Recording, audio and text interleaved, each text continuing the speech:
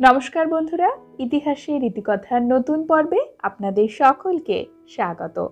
বন্ধুরা, আজকের পর্বে থাকছে 25শে বৈশাখ কবিগুরু রবীন্দ্রনাথ ঠাকুরের জন্ম জয়ন্তীকে নিয়ে কিছু কথা। ভিডিওটি অবশ্যই শেষ পর্যন্ত দেখতে থাকুন। বন্ধুরা, আমাদের চ্যানেলে কবিগুরু রবি ঠাকুরের জীবন এবং জীবনী নিয়ে অনেক রকম ভিডিও আছে। ভিডিওগুলোর লিংক আপনারা ওপরের আই বাটনে এবং ভিডিও শেষে এন্ড স্ক্রিন থেকে পেয়ে যাবেন।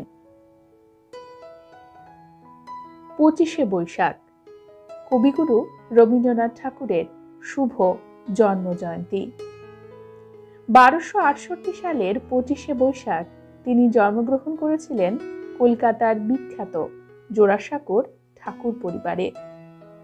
তার পিতা ছিলেন মহর্ষি দেবেন্দ্রনাথ ঠাকুর, মা ছিলেন সারদা দেবী।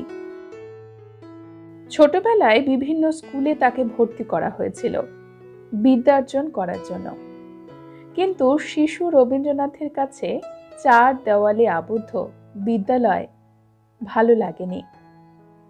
তিনি প্রথাগত শিক্ষা আবদ্ধ বিদ্যালয়কে গ্রহণযোগ্য মনে করেননি। বাড়ির অনুকূল পরিবেশে তার পিতা মহর্ষি দেবেন্দ্রনাথ ঠাকুরের সান্নিধ্যে তিনি পেয়েছিলেন প্রকৃত শিক্ষা। কবিগুরু প্রাচীন ভারতবর্ষের তপোবনে যেরকম ভাবে শিক্ষা দেওয়া হতো সেই সম্পর্কে খুবই আগ্রহী ছিলেন এবং সেই আদর্শকেই জীবনে গ্রহণ করেছিলেন। পরবর্তী সময়ে পরিণত বয়সে তিনি শান্তিনিকেতনে একটি আশ্রমিক বিদ্যালয় গড়ে তুলেছিলেন। প্রকৃতির মুক্ত আঁচলে বসে তিনি ছাত্রছাত্রীদের শিক্ষাদানের পক্ষপাতী ছিলেন। তিনি এখানে শিক্ষক ছিলেন না, তিনি ছিলেন গুরুদেব। কবিগুরু রবীন্দ্রনাথ ঠাকুর বহুমুখী প্রতিভার অধিকারী ছিলেন। তার সব থেকে বড় পরিচয় তিনি কবি। বাংলা সাহিত্যের প্রতিটি শাখাতে রয়েছে তার উজ্জ্বল উপস্থিতি। খনিকা, সোনাত্তরী, পূরবী, চিত্রা, মানসী, গীতালি, গীতাঞ্জলির মতো অজস্র কাব্য, কবিতা, আবার ডাকঘর, রাজা, রক্তকরবী, বিসর্জন, মুক্তধারা প্রভৃতি অসামান্য নাট্যসম্ভার। গোরা, চতুরঙ্গ, ঘরে বাইরে, বউ ঠাকুরানীর হাট প্রভৃতির মতো অসাধারণ উপন্যাস।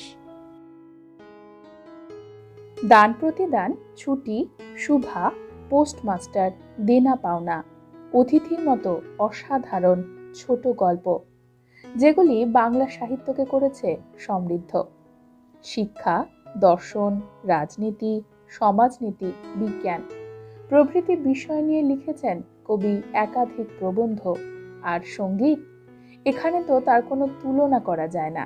রবীন্দ্রসঙ্গীতের বিশাল সমুদ্র রয়েছে। সঙ্গীত রচয়িতা হিসেবে তিনি তো রাজাধিরাজ।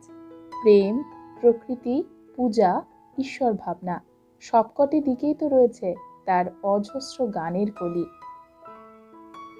কবিগুরু দেশে বিদেশে বহু জায়গায় আমন্ত্রিত হয়েছিলেন, গিয়েছিলেন ভ্রমণ করতে।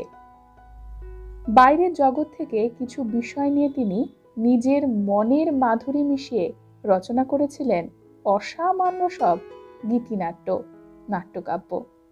যেমন ধরুন বাল্মীকির প্রতিভা, চিত্রাঙ্গদা, শ্যামা, চণ্ডালিকা প্রভৃতি, যেগুলি একেবারে নতুন আঙ্গিকে তিনি নিজে অভিনয় করে দেখিয়েছেন।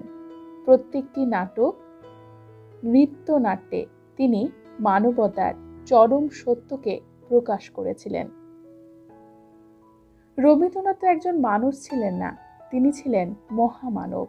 তার মধ্যে মানব প্রেম, প্রকৃতি প্রেম, ভগবত প্রেম সবকিছু এত সুন্দরভাবে, এত পরিপূর্ণভাবে প্রকাশ পেয়েছিল যে সত্যি ভাবতে খুব অবাক লাগে। মানব প্রেমিক কবি আমাদের শিখিয়েছেন মানুষকে ভালোবাসতে, ক্ষমা সুন্দর চোখে দেখতে।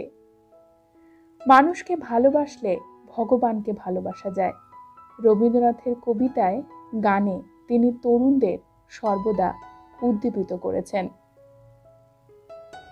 কবিগুরু নারীকে সম্মান জানানোর কথা বলেছেন।